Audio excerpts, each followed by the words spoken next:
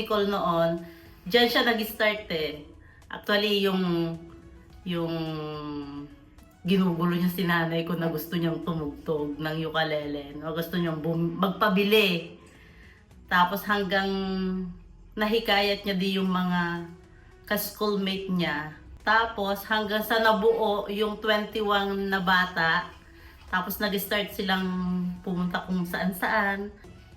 Yun. Tapos hanggang sa nag-pandemic. Hanggang nag-pandemic, tapos nawala. Siguro mga taon din bago ulit sila nagkita-kita. Nung nagkita-kita sila, mga dalaga at mga binata na. I just wanted to say hi to the ukulele kids. Keep playing. Don't ever stop making music, even if it's just for you and your friends and family. I'm proud of you guys. I hope things are going well. Maybe I'll see you next time I visit the Philippines. I really enjoyed my experience in Green Space. Was amazing. Share my art, my experience, my skills about photography at the kids. I really hope one day I can come back and make other class. And I did my volunteering at Green Space this year by teaching music to Filipino kids. I'm happy do sa invitation ng Green Space for Sundays at Green Space na program. Kasi while practitioner ako sa creative industry, ako rin ay academic. So talagang nasa interest ko yung mag-share ng kung hindi ko nalalaman sa mga learners.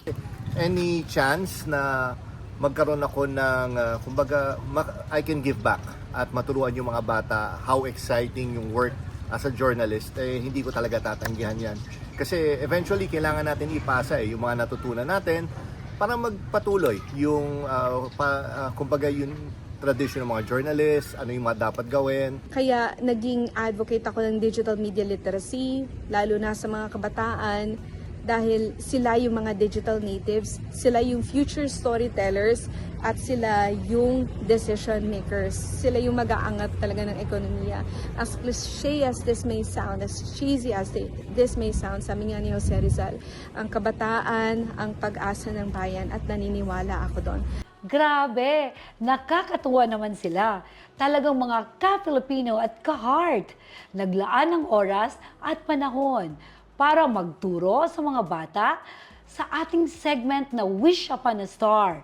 Let's meet Car Cotamora, ang nasa likod ng project na ito na may pusong bukas para sa kabataan at founder ng Ukulele Kids Zambales.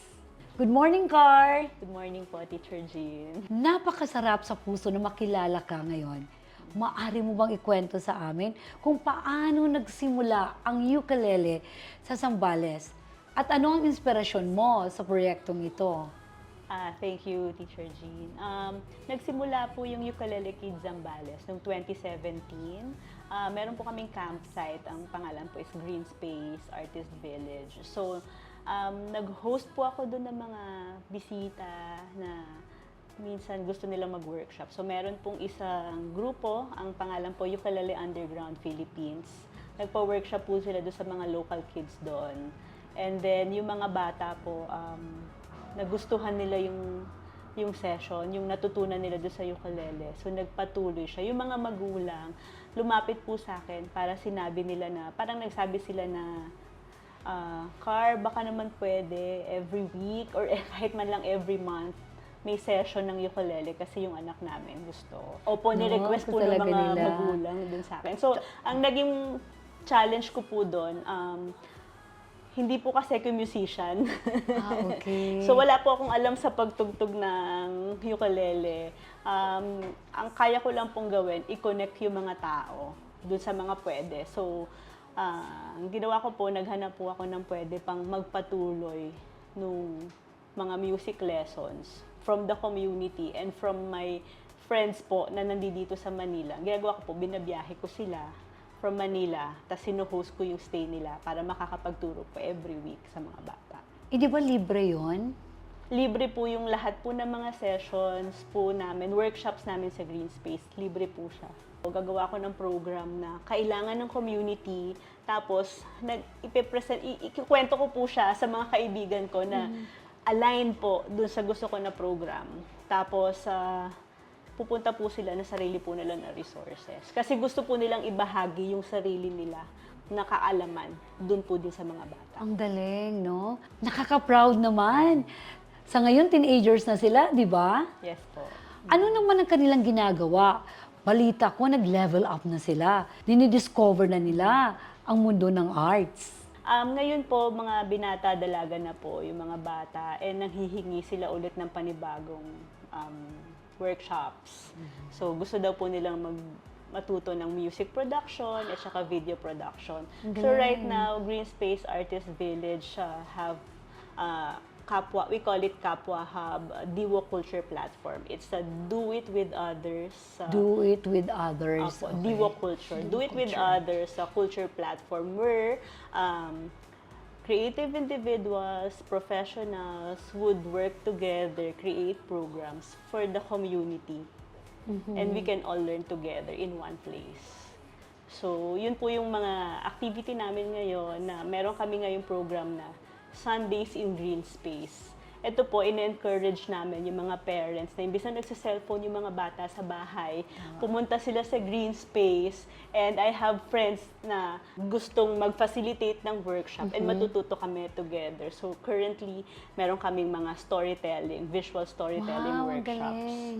Ang galing. Paano naman makakatulong sa Kapwa Hub ng Green Space Artist Village ang iyong advocacy? Ito pong advocacy na to, gusto lang namin na ma-develop yung personality ng mga bata, mas maging bukas, ma-generate yung utak, mag-isip ng mga ideas na magiging kapakipakinabang sa komunidad nila. Kasi sayang po yung talent nila na na-develop na yung performance, yung personality nila sa pagpe-perform. Yung self-confidence. Yes. And then ngayon po na ang social media po natin, ang mga recording, ang mga phone po is very powerful. We want to share these resources with the kids and create meaningful stories, compelling stories that they can show to their parents and in their school, and later on be yung dream ko po sana kahit isa sa mga bata maging isang director, manunulat, producer, musician, performer. Yan ang legacy mo. No, ang galing. Yan ang legacy mo. Sa tulong po to ng mga volunteers rin po namin na sumusuporta doon sa program. So, meron po akong mga tinatanggap na mga volunteers from all over the world, from Workaway.info na platform. Pupunta po sila sa space namin, magtuturo ng music or magtuturo ng video. Kung ano po yung strength nila every Sunday. Meron din po kami mga kaibigan na mga director, kunyari po nitong huli namin, gusto ko pong i-expose yung mga bata kung ano yung mundo na ginagalawan na po natin dito sa media industry. Walang nag-sponsor sa mga kailangan ninyo, sa mga ganyan, lalo na ngayon na nag-level up na kayo? Guys, sa ngayon po kasi karamihan po ng mga community member namin sa Green Space, nagsusupport sila in their own ways. They have the talent to share their expertise parang sa pagtuturo, parang gano'n. It's more of kung sino yung may kakayanan, Yan yung tumulong sa oras na yan. Parang ganun po. It's not a matter of all pera. But So, kundi kung ano yung pwede mong maibigay, nakakatuwa.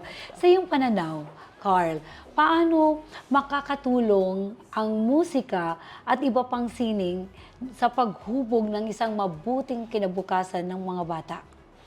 for me, Teacher Jean, music and arts is a very powerful tool to tell each learner's story about their culture, about their background, about their experiences, and passion. So it's a good tool that they can use to pursue their dreams, and later on be a blessing to other people para makahone ng talents nila. Naku, Car, may kwento ko sa inyo.